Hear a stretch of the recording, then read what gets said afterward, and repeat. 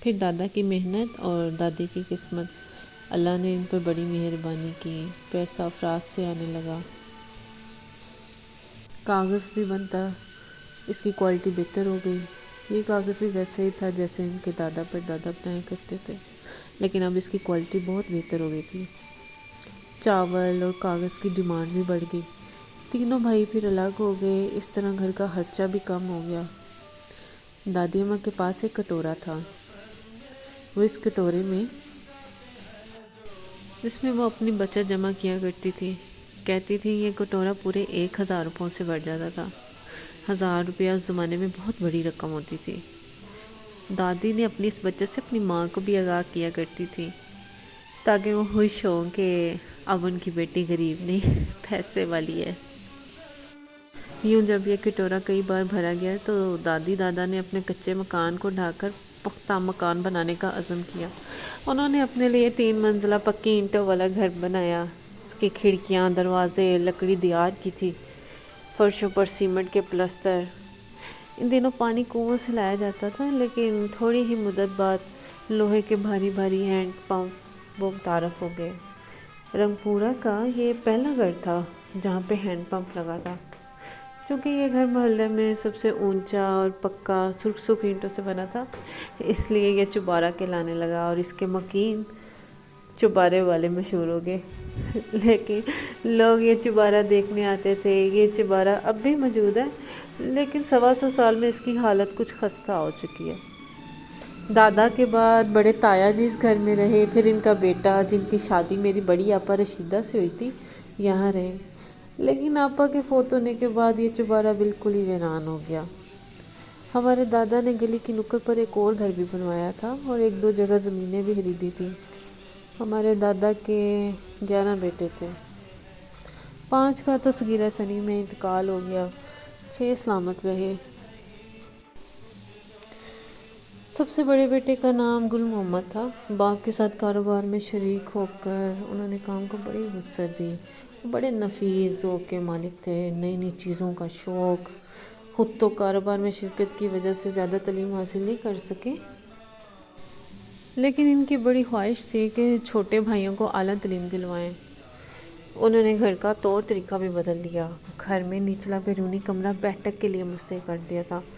شاید اپنے امیر کبیر طبیب ماموں ان کے آئیڈل تھے، اس لیے وہ اپنے گھر کو ان کے گھر کی طرح سجانے کی کوشش کرتے۔ بیٹھک میں قالین ڈالا، کھڑکیوں پر پردے لگائے، لکڑی کی اونچی پشت والی کرسیاں جن پر روئی کے ریشمی غلافوں والی گدیاں ہوتی تھیں بیٹھک میں رکھیں۔ ان دنوں بجلی نہیں تھی، مٹی کے تیل سے لالٹینیں اور لیمپ جلائے جاتے تھے۔ تایا جی گل محمد نے موتیوں کی جھالروں والا فانوس نما چھت سے لٹکنے والا لیمپ بھی لگوایا تھا۔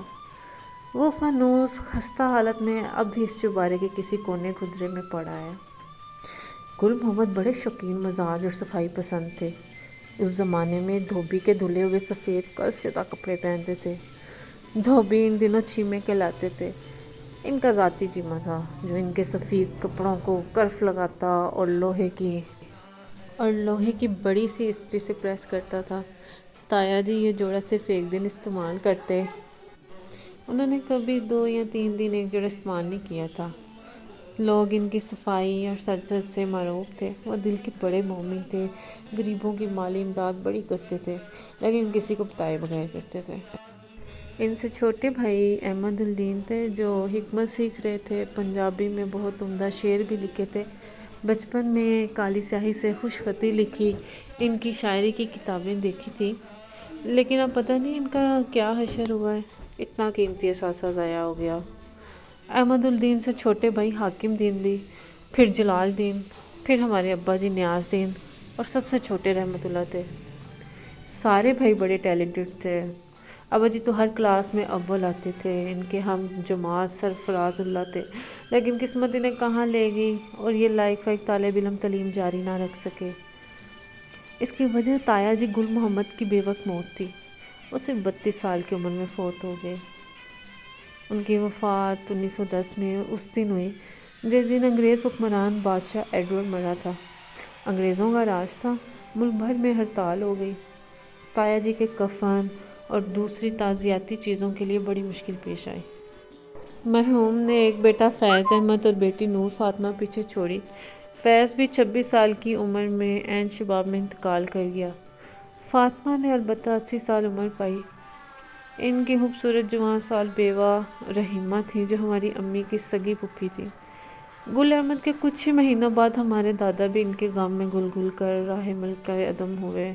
سارا کچھ چھلٹ پلٹ ہو گیا۔ اب سارا کاروبار اور گھر بار احمد تایا جی نے سنبھالا۔ وہ حکیم بن گئے تھے، کاروبار اور گھر کے کرتا دھرتا بنے۔ سب سے پہلا کام انہوں نے یہ کیا کہ چھوٹے چاروں بھائیوں کو اسکول سے اٹھا کر کام سیکھنے مختلف جگہوں پہ بٹھا دیا۔ ان کے خیال میں تعلیم سے زیادہ اچھا کاروبار تھا۔ یوں ہمارے ابا جی، جو ہر کلاس میں اول آتے تھے، پڑھنے کے بے حد شوقین تھے، بہت بڑا آدمی بننا چاہتے تھے، تعلیم چھوڑ کر کام میں لگ گئے۔ دوسرے بھائی بھی مختلف جگہوں پر فٹ ہو گئے۔ تایا جی کا اتنا رعب تھا کہ چھوٹے بھائی دم نہ مار سکتے تھے، لیکن ابا جی، جنہوں نے 5ویں جماعت میں اسکول چھوڑا تھا، پڑھائی چھوڑی چپے جاری رکھی۔ مطالعے کا شوق تھا، ادھر ادھر سے جو کتاب ملی بھائی سے چپ کر پڑھتے۔ اس وقت ان کی عمر 11-12 سال تھی۔ تعلیم کے معاملے میں ان سے یہ چوک ہوئی کہ بھائی سے ڈرنے کے باوجود اپنی ہر بات منوا لیا کرتے تھے۔ پڑھنے پر بھی اڑ جاتے تو شاید بڑے بھائی مان ہی جاتے۔ اس بات کو انہیں ساری عمر افسوس رہا۔ گھر میں اب بھی لہر بہر تھی۔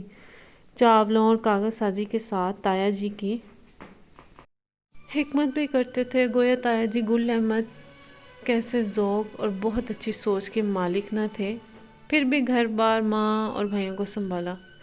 وفاداری کی ضرورت سے زیادہ قائل تھے۔ چونکہ رنگ پورہ میں چوبارے والے تھے، اس لیے ان کی پگڑی کا شملہ اونچا ہی رہا، کسی کو ہاتھ میں نہیں لاتے تھے۔ کوئی ان کے سامنے سر اٹھا کر بات نہیں کر سکتا، اپنی بات منوانے کے عادی تھے۔ یوں ان کا صرف گھر اور رشتہ داروں پر ہی نہیں، بلکہ اہل محلہ، جو کشمیریوں کے علاوہ دوسری ذاتیں بھی آ کر آباد ہو گئی تھیں، ان پر بھی رعب چلتا تھا۔ ان کے غصے کے سامنے کوئی ٹہر نہیں سکتا تھا۔ سب بھائیوں میں صرف انہی کا مزاج ایسا سخت اور جنگجوانہ قسم کا تھا، ورنہ ہماری دادی اور چاروں بھائی بڑے حلیم اور منکسر المزاج تھے۔ ہمارے ابا جی قدرے مختلف تھے، اچھا کھانے اور اچھا پہننے کے شروع ہی سے شوقین تھے۔ دوسرے بھائیوں کو تو بڑے بھائی جو کچھ لے لیتے وہ خوشی سے لے لیتے، لیکن ابا جی کو اگر کوئی چیز پسند آ گئی ہے تو بھائی سے چاہے ڈانٹ کھائیں، برا بھلا سنیں، مار تک بھی کھانا پڑتی تو کھا لیتے، لیکن کرتے اپنی مرضی، پسند کی چیز لے کر ہی رہتے۔ ایک واقعہ ہمیں اکثر سنایا کرتے تھے۔ ابا جی کہتے ہیں کہ ہمیں عید پر بھائی کپڑے اور جوتے دلایا کرتے تھے۔ ایک عید سے قبل وہ ہمیں سیالکوٹ شہر لے گئے، کپڑے خریدے، پھر جوتوں کی دکان پر لے کے گئے۔ دکان میں بیٹھتے ہی ابا جی کی نظر ایک لیدر کے جوتے پر پڑی۔ دوسرے بھائی عام قسم کے جوتے لے کر ایک طرف ہو گئے۔ بھائی، ابا جی نے کہا، کیا ہے؟ بھائی بولے، میں یہ جوتے نہیں لوں گا جو حاکم دین جلال اور رحمت اللہ نے لیے ہیں۔ کیوں؟ تم کیوں نہیں لوگے؟ بھائی نے سختی سے پوچھا۔ وہ جوتا، ابا جی نے اونچے ریک پر رکھے جوتے کی طرف اشارہ کیا۔ دکاندار ابا جی کی یہ بات سن کر مسکرایا اور بولا، بیٹا، وہ جوتا بہت مہنگا ہے۔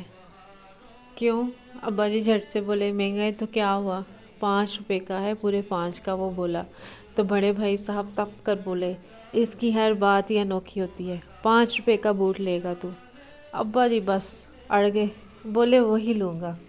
بھائی کی برہمی کو نظر انداز کرتے ہوئے بولے، آپ اتار کر دکھائیں تو۔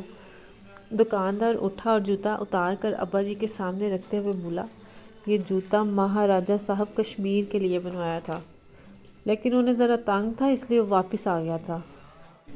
ابا جی نے جوتوں میں پاؤں ڈالا تو ان کے پیروں میں جوتا اس طرح فٹ آیا جیسے انہی کے لیے بنایا گیا ہو۔ اب تو سوال ہی نہیں تھا کہ ابا جی یہ جوتا نہ لیتے۔ 5 روپے اس زمانے میں بہت بڑی رقم ہوتی تھی۔ بھائی نے تو تینوں بھائیوں کو 2.5 روپے کے جوتے دلائے تھے۔